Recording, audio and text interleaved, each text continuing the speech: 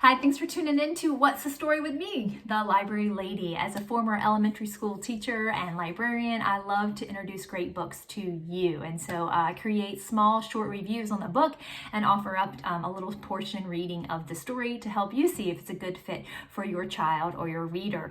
So I love to share my passion for books with you through this way, and it allows you to help cultivate and develop a joy of reading with your own learners or children. And so hopefully you find them useful. And if you like what you see, click subscribe and make sure you follow me on Facebook and Instagram. And so it's a great way to stay plugged in to some titles. So today's book on What's the Story is Mac B, Kid Spy, Mac Undercover by Mac Barnett, published in 2018, put out by Orchard Books. And this is Mac. He's just an average, ordinary kid from California who gets a call from, the Queen of England one day because the crown jewels have gone missing. And so he hops aboard a flight over to London to see if he can solve this mystery. It takes him all around the world, traveling to see if he can figure out who's behind it, and even has a run-in with the KGB. So if your child likes spy books, espionage, just silly fun books, I think they're really going to love this. I love Mac Barnett. I've actually got another one of his books featured on my What's the Story, so make sure you check that out. But it's got lots of facts actually in it, which I love because they have sprinkled in some history and geography in it, so your kid doesn't even pick up on the fact that they're learning something. So a great find for that from a teacher perspective. And so it starts off with a nice little introduction by Mac Barnett, that before he was an author, he was a kid spy. And so chapter 1, let's take a little book look. Chapter 1 goes like this. This is the house that I grew up in. It's on the top of a hill in a little town called Castro Valley. That's a real place. You can look it up. This is really what my house looked like. My mom and I lived there. This is me, and this is my mom. Since it was just the two of us, I had a lot of responsibilities. I did the dishes, packed my lunches, cooked our dinners, and washed the laundry, dusted, vacuumed, and cleaned out the rabbits' litter boxes. I wanted a dog. We had rabbits instead. It was also my responsibility to answer the phone. I liked answering the phone, even though it was never for me. One afternoon, the phone rang, and it was for me. It was the Queen of England. "Hello," I said. "Hello," she said. "Can I speak to Mark?" "Speaking," I said.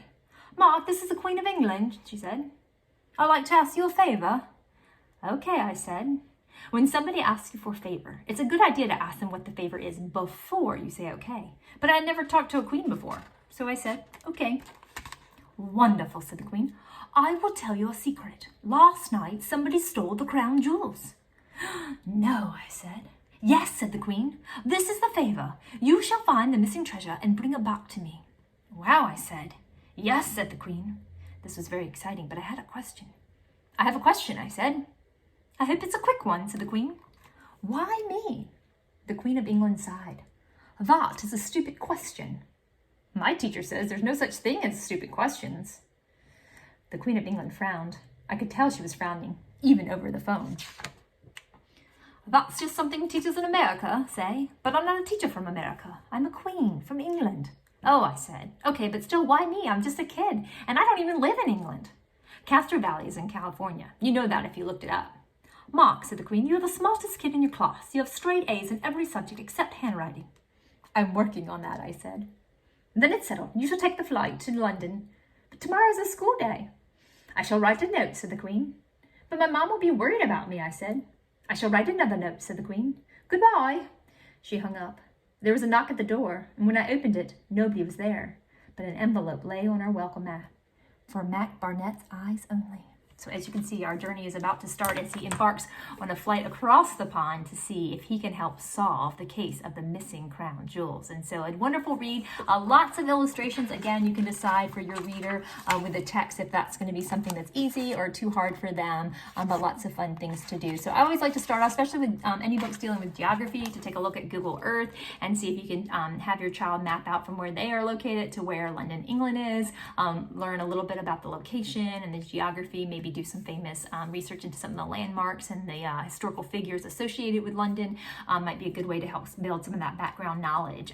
Again, with the other places he travels to, including France, again, you might explore the flags of the countries or anything related to kind of their culture in their country, so that's a fun thing. I googled spy activities. There are a lot of spy activities on there, including some decoders where your child can make up their own language or alphabet. So maybe A is really a Q and a B is really a T, and they go through and create their own language and write out a message. You can also do it with the toilet paper roll, where you take the standard alphabet and then the corresponding match, and they twist it to do that. So that can be a lot of fun as well. And I always love the invisible ink pens. There's a lot of those that you can buy on the market where you can write a message, but you need that little special pen to go over it to decode the message. And there's even some science experiments that use, I believe, lemon juice, and you can write and then use that to help see your hidden message. So those are a lot of fun too. Now, the museum in DC, the International Spy Museum, has a great website. It's currently closed right now as of today, which is June 2020, but it's closed right now.